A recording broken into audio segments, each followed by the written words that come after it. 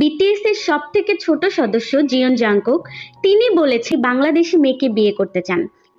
Army camp থেকে ফিরে এসেই তিনি বিয়ে করবেন, কারণ তার বিয়ের বয়স হয়ে গিয়েছে অনেক আগে। বিটিএস এর অন্যান্য 6 সদস্য বিয়ে করুক না করুক তাতে তার কোনো কিছু যায় আসে না, তবে সে বিয়ে করবে এটা তিনি কনফার্ম করেছেন। জাংকুক লুকিয়ে লুকিয়ে বাংলাদেশে এসেছিল একবার ফুচকা খাওয়ার জন্য। তখন তিনি সেখানে এসে একটি মেয়েকে পছন্দ করেছিল। তারপর থেকেই তিনি নির্ণয় করেন যে তিনি এসে সেই মেয়েটিকেই বিয়ে করবেন। জাংকুকের মতামত অনুসারে বাংলাদেশি মেয়েরা অনেক পরিমাণে টক্সিক হয়। এরা জামাইয়ের জন্য মাইর খেতেও পারে, মাইর দিতেও পারে, আর এই জিনিসটাই জাংকুকের অনেক বেশি ভালো লাগে। জাংকুক বলেছে যদি তার পরিবার বাংলাদেশি বউকে মেনে না নেয় তাহলে সে বাংলাদেশেই থেকে যাবে।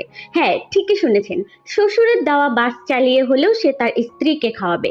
কিন্তু আমরা জাংকুকের কাছে জানতে চেয়েছিলাম যে আপনি যদি বাংলাদেশে থাকেন আপনাকে তো আর্মিরা ছিঁড়ে কুড়ে খাবে, তখন আপনি কি করবেন? জাংকুক বলেছিল আমি রাবনে বানাদি জোড়ির মতো